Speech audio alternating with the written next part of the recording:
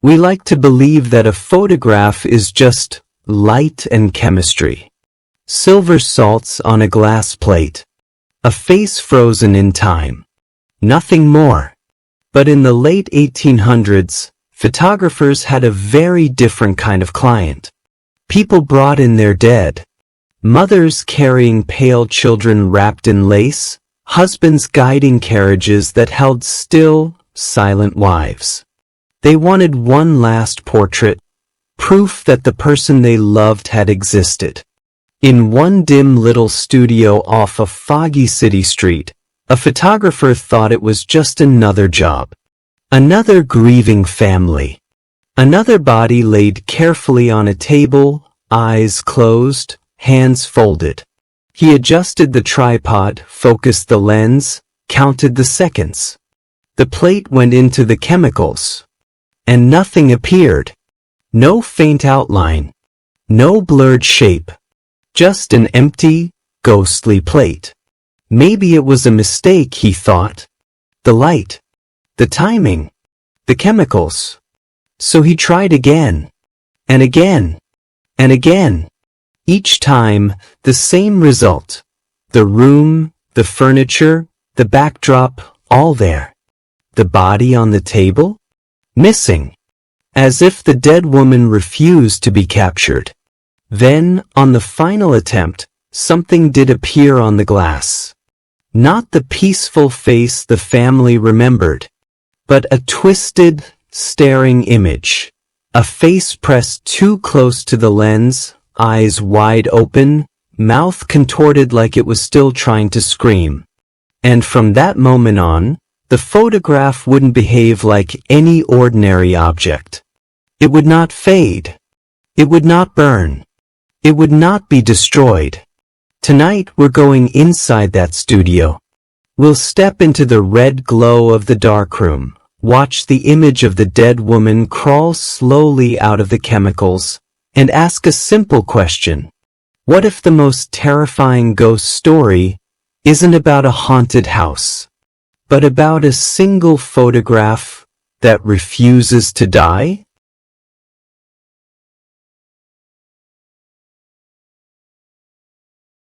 Before that night he was just a craftsman. Mr. Harrington wasn't famous.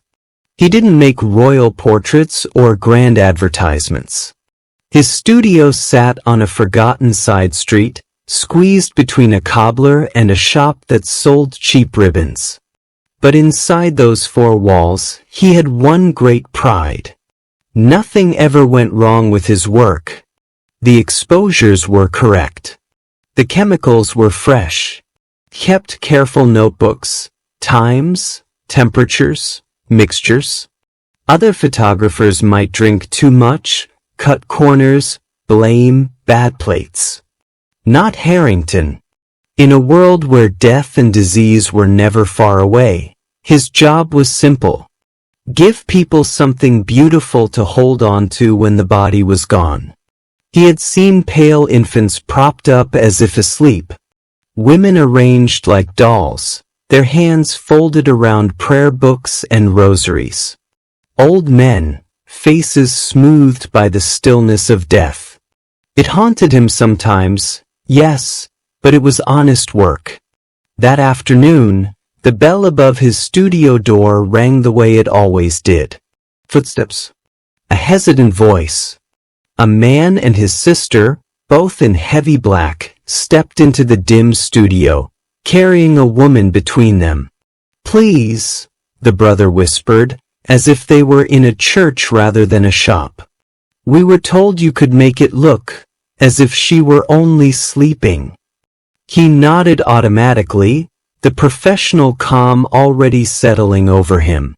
Another client. Another sorrow. Another plate. He did not know that this would be the job that broke every rule he believed in, and left him with a single photograph that refused to die. He had done it 100 times before. He drew the curtains, adjusted the backdrop, smoothed the linen under her head. In death, Her face had settled into a strange calm, as if she had stopped arguing with the world. "Can you make her look as she did before she took ill?" the sister asked. "I'll do what I can," Harrington murmured. It was his standard answer, but he meant it. He pulled the black cloth over his head and bent to the ground glass. The world flipped and softened. The brother and sister became blurred shapes at the edge. Only the woman on the table was sharp. Lines.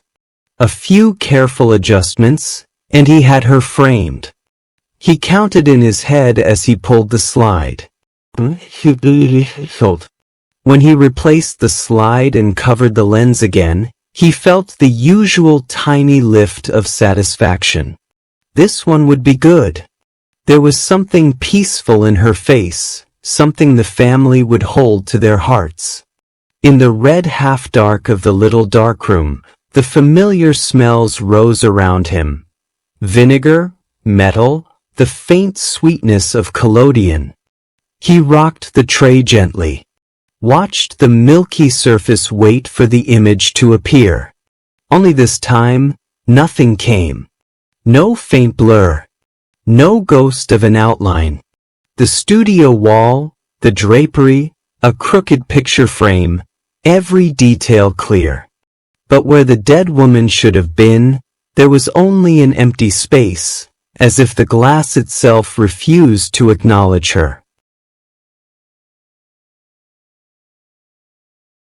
Harrington did what any professional would do. He blamed himself. The plate must have been fogged, he told the brother. Or the timing slightly off. Or the chemicals a little too old. He apologized, adjusted the lamps, checked the lens, mixed a fresh bath. They tried again.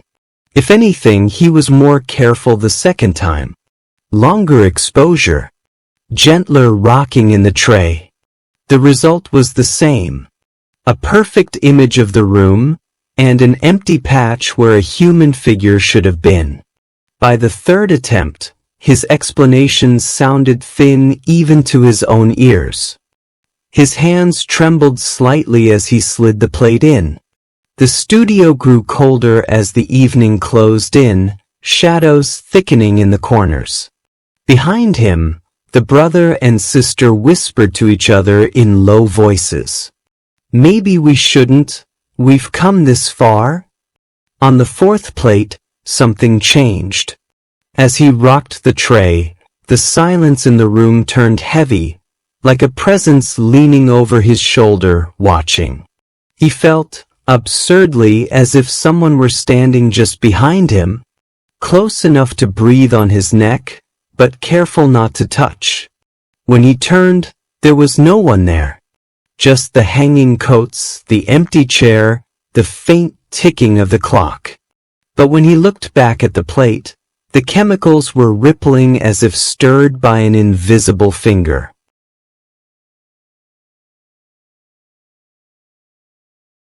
By the time he poured the chemicals for the final attempt, Harrington no longer believed his own excuses. "Last time," he told them. His voice sounded strange in his own ears, like someone speaking through a door.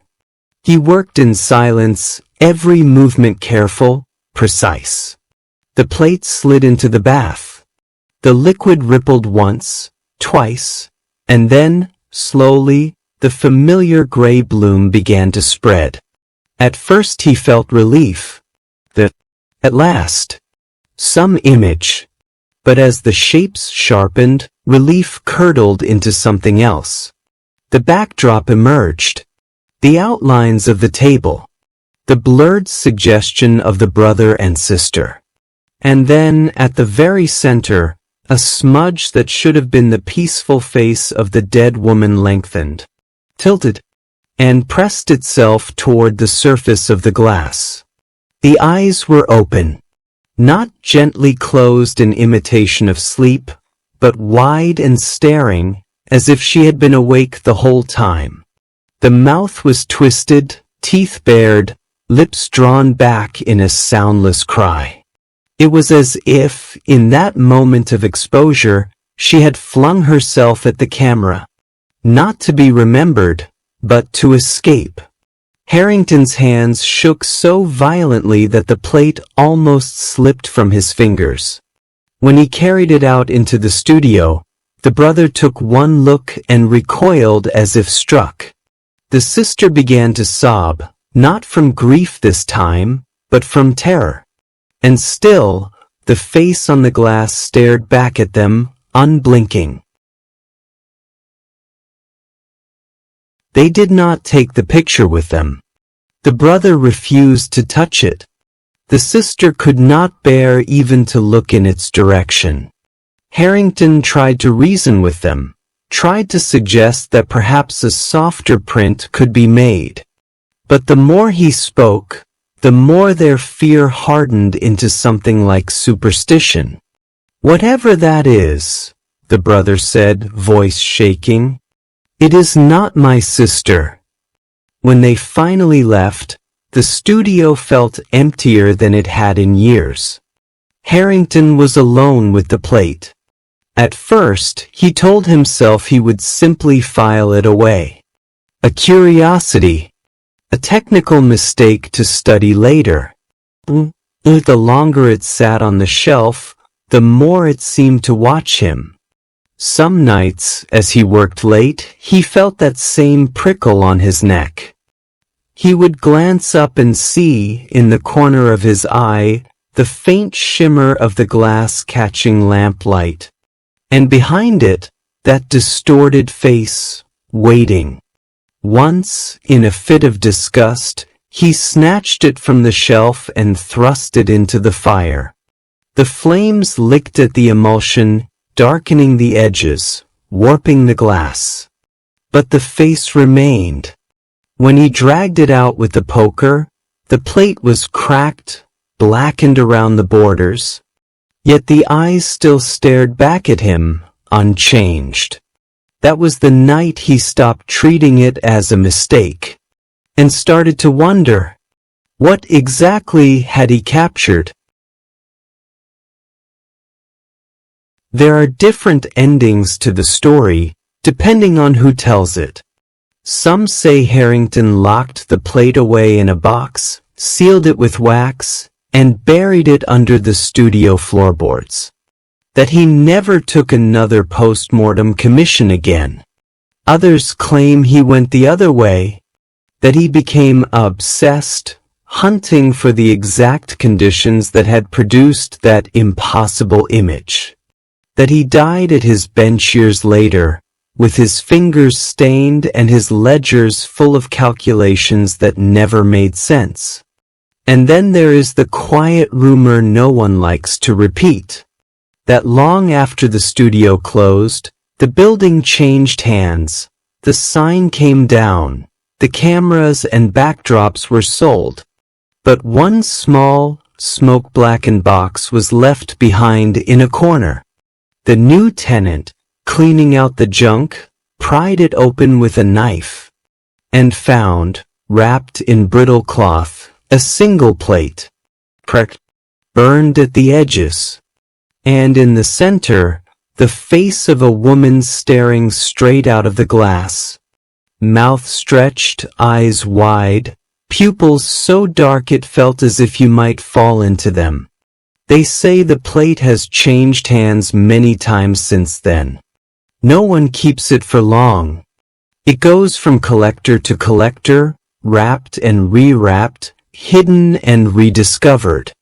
And tonight, as we scroll past ordinary photographs on glowing screens, we comfort ourselves with the thought that our images are just pixels, just light and code. But somewhere, in a private cabinet or a locked drawer, there may still be a piece of glass that refuses to forget. And a face that is still trying after all these years to get out.